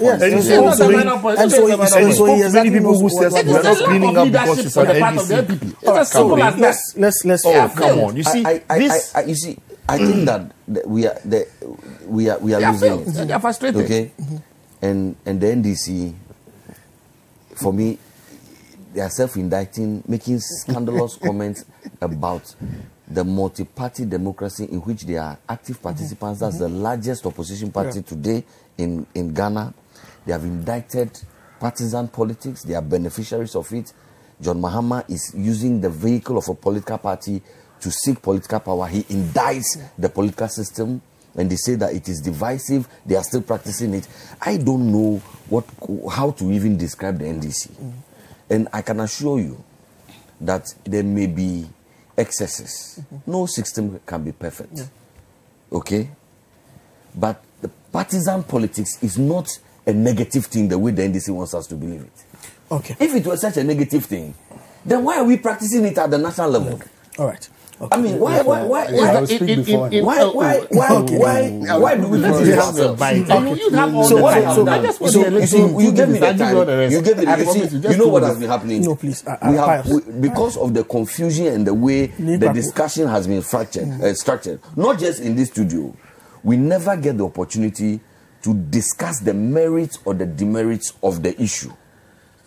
The matter has become convoluted. We don't set out and give you examples of and the benefits of why they should be on this platform. That case has been made on Tuesday for 30 minutes. Umar Sanda spoke to the Minister for Local Government and made the point. I think IDEG, CDD, and most of the civil society groups are on the same page with government on this matter of partisanship at the local level. And even now, we are being told that a member of parliament on the ticket of the NDC is saying that the reason why we cannot do partisan local government elections is that on the ground we will polarize.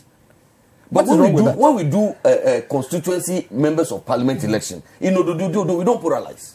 We don't. If we polarize, then we should scrap that one too. I'm saying that you cannot even find the legs of the argument. You are a proponent of something. You are not able to carry your message, and you are blaming the opposition. Okay, so for now, you can tell us on record that we are not testing the referendum. The fact of the matter is that this is a listening government. Before the president traveled out of the country, he gave instructions that another round of consultations, engagements, be carried out. One, to clear up the misconception that has been driven, the poison that has been pushed into the system. Let us engage to see how we can bring some clarity to bear on these issues, and also to see the mood of the people. And I've sat in a lot of these engagements. We have met with journalists, we have met with chiefs, we have met with civil society organizations, we have met with religious leaders, and opinion honestly is varied. People think that we should go ahead and canvass a yes vote and vote on the 17th. People think that, well, we need to have this referendum. We need to get back to the matter of election of MMDCEs. So let us defer and clear the misconception and remove the poison that has been thrown into the system. Others think that, look, this thing is a precedent that has shown goodwill. People have spoken about this from the days of yore. No president has been bold enough to bring this up. His Excellency Nana Addo Dankwa Akufo-Addo has been able to bring it forward. If the NDC wants to betray him, why bother? I mean, let it pass, okay?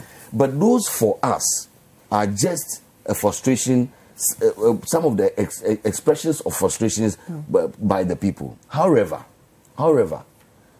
sitting where we sit, there's a referendum slated for the 17th of December. We are proceeding. When His Excellency the President comes, the outcome of the consultations, he will be briefed about it. He will take a decision. But I personally want this referendum to proceed. And I want the people of Ghana to vote yes on the 17th of December to deal with the hypocrisy that we all see in the system. As I come here, I know in my constituency, I know in my electoral area, who the MPP assemblyman is, who the NDC assemblyman is. Nick Bakpo knows. They choose to bury their heads in the sand and play the ostrich is their problem. They have turned this into an MPP NDC football game. This should have been elevated above partisan discourse, and we should have been able to drive a national. How does the MPP win or benefit from partisan elections at the local level? What is the benefit to the MPP? Let me come to since we've agreed. Do we have another topic after this? Yes, there is. But for lack of time, we're not be able to do that. We have agreed that your opponent should take the first batch. That's why then you take the block. And then you take the small. I'll take small. You are supposed to be in charge of this program. I still am. I've given him the opportunity. I've given him the opportunity. He has decided to give him the right. Listen, the thing is this. The president showed leadership, you understand, in getting us to support him in respect of the different regions. His Excellency, former President John Dramani Mahama, actually not only donated money, but physically went up north to campaign in respect of the creation of the new regions. How did the president do that one? You understand? Which was done differently. That is what you should be asking yourself. Yes, because that is the question you should be asking yourself. That what is the leadership? No, I'm telling you that what is the why was President Akufo-Addo able to show that exemplary type of leadership? That unfortunately, what did he do then? That so you should ask yourself. What did he do then? That he do now? But that is the question you should ask yourself. That is the question you should ask yourself. You are not allowing him to make his point. No, please. But you are the one making the charge. The thing is this: you should prove. You made the charge and asked me to prove. No. You in your last statement stated that. Why couldn't we elevate this? And I said, we have a replica. In the creation of the new regions, you were able to convince the former president. He didn't only go up north. He donated money towards the creation of the issues are different. No, they are not. The point is this. It's not just it's not a referendum to answer the same question. No, listen, it is about a failure to bring along the biggest opposition party, you understand, into a national so it's issue. It's all about No, you see, as far as I'm concerned, it's all about Mr. Muhammad's ego. It is a failure. Respectfully ask the questions here. It is a failure. Well, the minority, at least, we know that as at the point that the debate on the constitutional amendment to make the elective principle part of our constitution now was being done, the minority was consulted. There was broad consultation between them. They actually agreed in Parliament. In Parliament, remember, in Parliament. So if you say in Parliament, they gave them advice. I'm coming. In Parliament, they gave them advice. That's not exactly the position. The point is this: get the principle clear. When you are elected into office, you don't go blaming the opposition for your inability to bring them along with an issue. It is your display of leadership that will bring everybody on board. So when you are not able to do that, and you now realize that, go back. That's what the president, what was the instructions of the president? He said it right now. He said, go back and do what? Further consultation. It means that the persons he put to go and do the consultations failed to do the consultations. No, not necessarily. That is my interpretation. You don't have to agree with me. My point is this: NDC interpretation. Carry the opposition with you. You understand? So in Parliament, if they were listening, but if you refuse to be carried in Parliament, they were the opposition members of Parliament kept giving them certain clues that beyond the amendments that you proposed, do some further amendments. You understand? Which are a matter of course. I'm coming. You see, the thing is this. when you want something and you want it to have a national, holistic approach, you don't speak to former presidents. So that everything would be clear and everybody will be carried along. It's not a matter of you bending backwards, but you try and you do your possible best to ensure that the views that are expressed by the minority are respected and are carried along. So it's all about egos. All right. If you don't do that, wrapping up, then you don't blame the opposition. When the opposition decides to say that, look, we have given you some key pieces of advice in respect of this issue. You have failed to take them into account. We have gone to do our consultations, and at this stage, and remember, our party has given a certain indication that if we have decided that we are going to take a no stance. However, you will still need our cooperation if you want to pass the issue in Parliament. Because we need 40%. I'm coming. So therefore, 75%. So we need all the mobilization. So therefore, you can.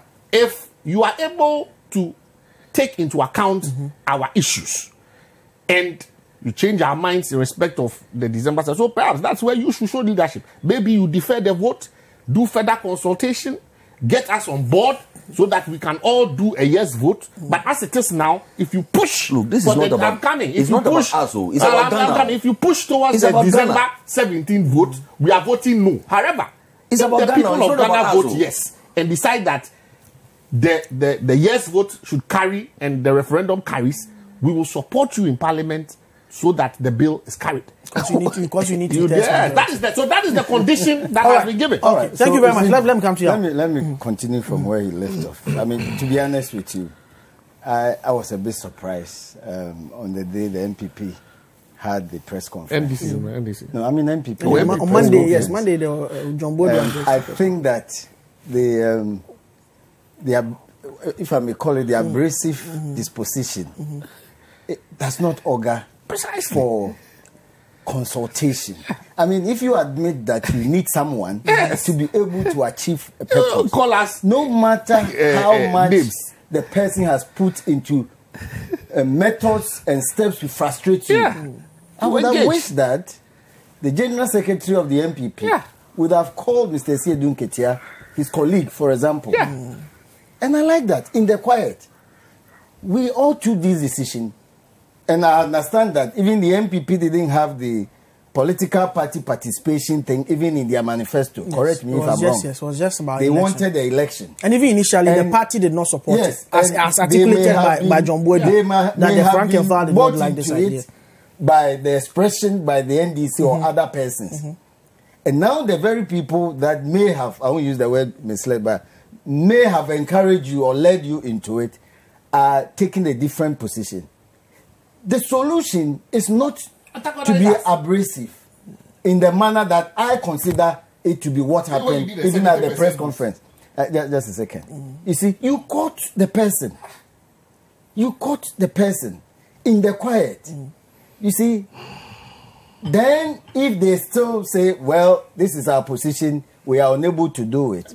The next matter is that neither the MPP nor the NDC can legally coerce, compel, or strip up even their members into voting this way or that way. That would be an illegality.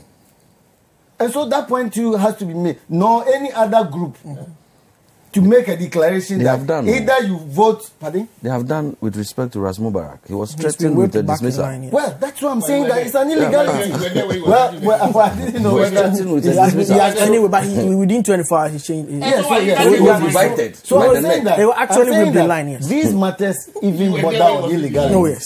Then also one of the reasons we are told that we should allow political party participation is that we are doing it anyway. When you are violating a constitutional provision, you don't glorify it. Because, let me just give you a quick quote. In the opinion of this court, it is irrelevant that an infringement of a constitutional right has not occasioned a miscarriage of justice. Any breach of the provisions of the Constitution carries with it not only illegality, but also impropriety, arbitrariness, dictatorship, that is to say, the breaking of the fundamental law of the land. So the constitution is clear. Political parties are not to openly take part or exhibit their political party colors or inclinations in local government elections. And you are saying that we are doing it in any way. Of course, it's an illegality because the constitution is against it. Yes. I admit you can change that very constitution to make it a legality. But you don't do so by glorifying the illegality first of all. So all those who are using that as a ground that we are violating the constitution in any way. So why don't you rather then change it? I'm saying you can change it, but deal with the illegality first. You understand? So for me, that's in any case, I do not accept that we should make this whole thing political or political participation. So you are an advocate for I'm advocate for just a second. I'm advocate for 1 second. Okay. You see, this your argument, and I like for us to deal with the issues one by one without all the partisanship. I've heard the point being made. For instance, people say that armed robbery. Are you going to argue that because there is armed robbery, let's legalize it? That one. Those are different issues. You see, apartheid was a law. Even one party state in this country was a law. Yeah. It is the reasons why people are breaking the law that is being interrogated, which brings back the question of a good law versus a bad law argument. Yeah. So if you just say that, don't glorify an illegality as a citation for a review of an existing law, it can be an overstretch because at the base of that argument is that the law inherently, by nature, is a bad law. So it will be difficult to implement. No, but the point you don't have the right to disobey any law because you think it's a bad law. No, I'm saying that the law is a bad law. I think there are attributes of what a good law is.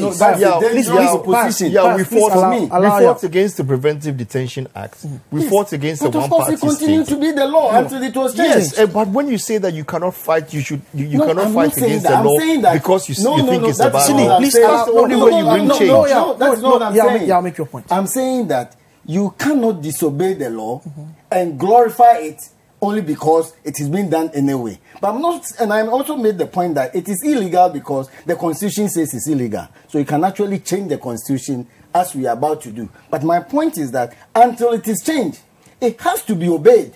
And you cannot glorify the disobedience before you change it. How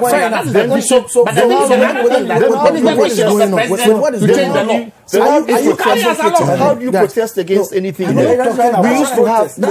used to have a newspaper license. That's right. We protested against it. I'm not talking about. That's not in question. He's talking about. That's not in question. People not obeying bad laws, and I'm saying I haven't had my bite yet. A dangerous proposition. If you think about a case is bad, there's no reason why you cannot protest against it, but you have to obey it until it is changed. The question needs to be answered. Do you think with all the issues that have come up, it should be withdrawn or not? And you were making your point whether you are advocate for it or not. That question one: has the Electoral Commission invested my money, taxpayers' money, in printing the ballot for the yes or no? Of course, we have quite some time. If they have, then we need to consider the loss that we will incur if we withdraw, as against what we will incur if we go ahead. Because if we go ahead and we still don't achieve the necessary numbers, not only will the state cause us a loss, but individuals who will travel to their villages and all that are going to also incur losses. But the December 17th, it's not only about the referendum. Assembly members will be elected. Unit committee will also be elected. But then they will print out separate different ballot papers. Yeah. You see, one, the fact that some people have not been voted for doesn't reduce their powers as against those who have been voted for. For example, judges. Because if you don't take care, in future, people will argue, oh, we know some judges, and I'm just for hypothetical situation only, we know some judges who may be giving decisions that favor this party, and this one giving decisions to that party, so we should start voting for them. But in some places, judges are voted for. But not in Ghana. I'm talking about here. And my point is that, you see, this opportunity is given to people who don't like politics, but still want to serve the state directly. It's given to public servants. The moment you change it and make it political party participation, chiefs will be out. Then amend the law. No. Listen, Can chiefs participate? It is not exclusive. Even now, chiefs don't participate directly. I'm saying that there is no law chiefs can hold public positions. And there's no law against a chief being appointed a district chief executive. Absolutely. That's what I'm saying about this one coming in is going to prevent chiefs, for example, public servants, from participating. So the same political party members. So your point is, so you are an advocate for no. I'm not saying that. I'm saying that, to be honest with you, I don't see the necessity for political one now, but I see that it is important that you vote. Get that understanding wrong. Chiefs can actually, even with the new one, a chief that stands as an independent candidate can become but the chief will have to relinquish. The chief will as a member of parliament. The chief will have to advocate. The chief will, yes, will have to. Because chief cannot participate. When the person is in politics. Simply put your point. So my point in conclusion is that we already have Constitutional Review Commission report. We have a white paper having issued over it. That remains the law. Yes. Vote no. And please, that remains the law. And so, even with this amendment in Parliament, they have to still look at it, whether or not, with the issuance of the white paper over the Constitutional Review Commission report, there is still power in the hands of Parliament to make an arrangement different from what the white paper has issued over it, which has made it a decision of the court. So, Sylvia, what do you say? So, my point is that, in conclusion, I am not for or against any election that will bring people into power at the local level. I'm ambivalent. So you are for the election, but you don't want the partisan, right? As for the partisan, I wish that it is not. So there is a no. Then it's a no advocacy. Let me come to Cindy Kesleyford. Pius is the only yes, one. No, withdraw the vote. Which one? I cannot understand. I cannot understand. Today there's a lot of understanding issues. I cannot understand how anybody that confusing him. How anybody can say at the national parliamentary level, I support election of MMDCEs, but at the level of district and community, I am not going to accept that you can elect your own leaders. No, partisan. What partisan? No, that's the argument. It's the partisan. Yes, for political parties. No for you are comfortable. Yes, for the election. You are comfortable with partisanship at national level. Yes. But at district level, community level, you say you are not. Yes. You know the Constitution. That's what the Constitution prescribed. Doesn't matter. It's not what the and the framers it's of not the what the Constitution says. Look, it would be good to insulate. Where were you in 1992? We read about it. Where were you in 1992? I was just a year old or something, but I read about it. I was there when the constitutional debate was being discussed. All right? We were there in university when the whole thing was being mooted, and we were very much against the whole idea of setting up a situation where you cannot elect all your leaders. It was the biggest brouhaha in the Constitution when it was being drafted. Okay? It became a big issue. And the views were very, very diverse and very, very divisional. And this situation of not voting for district chief executives was a compromise in order for the Constitution to go through. If not, there were a group of us who were bent on sieging the whole situation and not allowing it to go forward anymore. It was a compromise. Okay? It being a compromise doesn't mean it's right and will be right forever. You cannot, and I cannot even see how anybody can say, I am comfortable that people should have the right of universal suffrage and voting at the national level. But when it comes to district, I am not accepting it.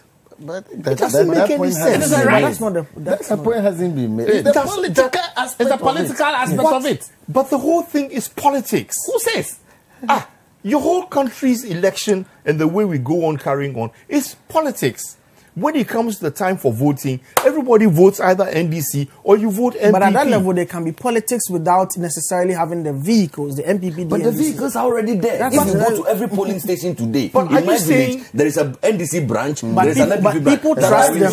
But the argument is that people trust them more because they don't have those colors. Are you saying they don't have those colors? Are you saying that? Are you saying that the people who are going to vote at district level are a different animal from those who are voting at national level? The people who offer themselves for leadership but this even the same rights without the voices that are coming up should tell the politicians at the national level how people resent the kind of politics that's being done at the national level. But you see, you know something. That's why there is this, this groundswell of opposition. You know something. Partisan politics at the local level. The politicians at the national level, the NDC, that is leading that discussion. That before the NDC took that stand, there were prominent Ghanaians who were against this. Please, on this one, let me make my point of view. Then you can carry on with your diverse. All right, okay, go ahead. So test it. Let us go to the poll. Test it. The whole idea that because a system exists, all right, that is politically polarized in so many ways. It's not because the system is wrong, but it's because the people who run it have got different intention. So the people are what the NDC is telling us now is that they do not believe that leadership at community level should be given to the people for them to decide who they want to. No, that's not it. That's not it. It's one they don't believe it should be given to people on the basis of MPP and NDC. So on what basis should it be given? It should be on a political basis. People should be allowed. How? Should be allowed to offer themselves. Whoever is interested, the headmaster, like we do for like it's done at the assembly level. Whoever wants to stand or contest can contest without any political party. What we want to do in our society is to get leadership built up in such a way that people who have a particular political view can confidently go in there and practice what they believe in and demonstrate that what they believe in and what they are trying to implement is what will work for the society at large. You want to be able to take Asin North, Asin Central, Cape Coast Central, Cape Coast North or East or West, and show the difference between putting my views together as my political stance. NDC says they are Social Democrats. There's no much difference. MPP says they are whatever it is they've been labeled property owning, whatever. Two districts sitting together. One person is practicing a different political view. The other is practicing, if you want, diametrically opposite. But one district then suddenly now looks more prosperous than the other. It shows the people that my view, as I am articulating it, is the better view. And that can translate through to the national level. An opportunity of growth for smaller parties. Absolutely. And then MPP and DC have and you can then also bring in your community leaders and your traditional leaders to also participate in what you are doing at that level. I can't understand why anybody would think that just because this Yaopong is an MPP person or has declared that he believes in the in MPP's view, and I elect him, all right, and I vote for him, and I elect him, all right, and because I do that, that means that the whole system would then become discordant. It doesn't make any sense. It doesn't make any sense to me, and it will never make sense to anybody who is progressively thinking about how to improve their society. What we have been doing already, constitutionally, as it has been written, is on a non-partisan basis. Look where we are. Look where we are. It is totally regressive. It is retrogressive. It is not getting us anywhere. But then this supports the argument. This supports the no argument. It doesn't. Because it's not elected. It doesn't. Now, number two. One small point. MPP have been in power. The DCs have been appointed by these parties. No, that's appointment, not election. No, listen. That's appointment, not election. Listen, we are talking about political party members. Let's all have 1 minute. Let's all have 1 minute. To add to what Kesley has said, you see, parties are in perpetual succession. And that is a guarantee that when somebody is elected as an MD, when I get elected, because the party that I belong to has an interest in what happens after I have exited, the party, there's a structure that wants to ensure that their chances are not jeopardized. Okay. If I go as independent, okay, I will die at a point. If I die, it is not my son or my wife who is going to come. There is no social pressure on me to ensure that I do well so that it can have implications. Okay. But when you, so the point is well made. I have to read your message. We are not taking any counterpoints. Gentlemen, let me read the comments that let me read the comments that we have. This one from Mensah Opoku says, let's put aside who has jurisdiction for the time being. Are we saying that the Auditor General should be immune from investigation for his acts of commission and omission? That's from Mensah Opoku in Kwabenya. Kojo Nyasape Teshinungwa says, please, multi-party democracy as practiced in other countries cannot be compared to that of Ghana. Even most of us do not understand the word democracy, let alone understand how to use it, so that our culture and ethnic background does not suffer. We need to grow first, our leaders to define our direction, policy and agenda of the country, Ghana. I say a big no. That's from Kojo Nyasape from Teshinungwa. Prince Henry from Koforidua says, 17 December is a battle for the soul of Ghana. We must protect our MMDCEs from polarizing politics we see. We should not allow referendum to divide our chiefs and Ghanaians at large. Bismarck from Spintex says, good morning. I want Pius to tell us why we should vote for a yes in the upcoming referendum rather than he saying there's a referendum, so we should vote. Okay, so those are your messages. This last one from Bismarck from Spintex. Thank you very much, Pius Namhaji, the Deputy Minister of Information, Yaopong Council, private legal practitioner. Nick Babo Samuado is an NDC activist, also private legal practitioner. Cynic Clifford, financial analyst, member Occupy Ghana. My name is Mensah Opoku. I sat in for your regular host, Godfred Akotoba. For next week, he should be back in his seat. For now, though, keep watching Citi TV and yes, keep watching Citi TV.